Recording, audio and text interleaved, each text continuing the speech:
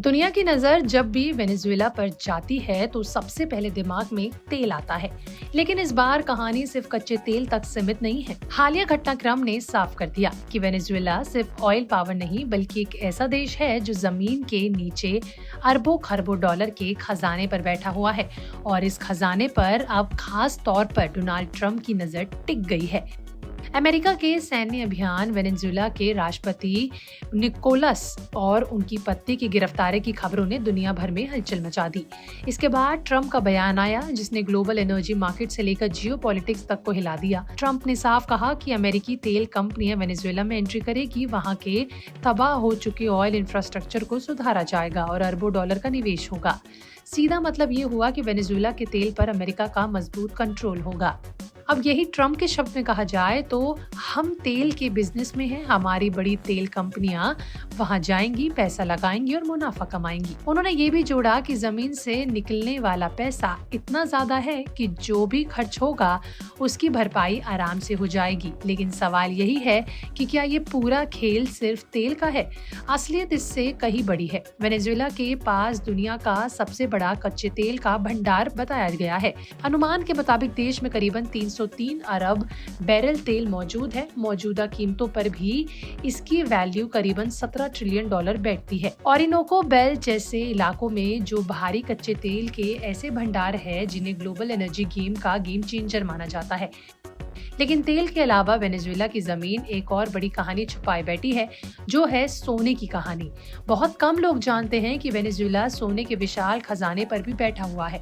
देश के दक्षिणी हिस्से में घने जंगल, उबड़ खाबड़ पहाड़ और नदी घाटियां हैं जो गोल्ड माइनिंग के लिए बेहद अनुकूल मानी जाती हैं।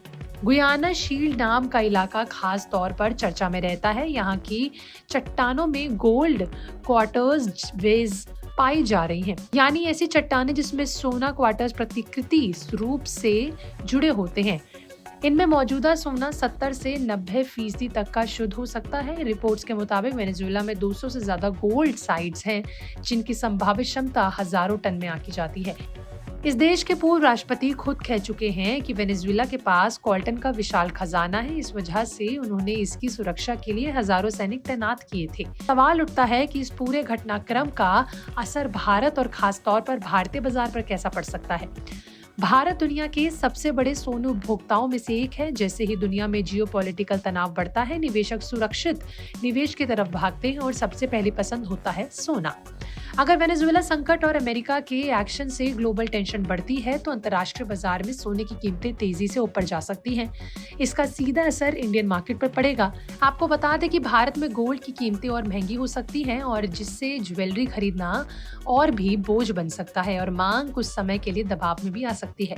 वहीं दूसरी तरफ निवेश के नजरिए से देखें तो भारतीय बाजार में gold ETF, sovereign gold bonds और फिजिकल गोल्ड की मांग बढ़ सकती है। शेयर बाजार में जब अनसर्टेनिटी बढ़ती है तो निवेशक इक्विटी से पैसा निकालकर सोने की तरफ शिफ्ट करते हैं। इससे इंडियन स्टॉक मार्केट में उतार चढ़ाव बढ़ सकता है। अगर वैश्विक स्तर पर सोने की कीमतों में तेज उछाल आती है तो भारत का गोल्ड इंपोर्ट बिल भी बढ़ेगा। इससे करंट अकाउंट डेफिसिट पर दबाव पड़ सकता है और रुपए पर भी असर देखने को मिल सकता है। यानी सोने की महंगाई सिर्फ ज्वेलरी तक सीमित नहीं है बल्कि पूरी इकोनॉमी पर असर डालेगी। कुल मिलाकर वेनेजुएला की कहानी सिर्फ तेल और सत्ता की नहीं, ये उस सोने और खनिजों की कहानी है जिनकी गूंज भारतीय बाजार तक सुनाई देगी। आने वाले दिनों में वेनेजुएला को लेकर जो भी हलचल होगी उसका असर भारत में गोल्ड प्राइस, शेयर बाजार और निवेशकों की रणनीति पर भी साफ तौर पर देखने को मिल सकता है।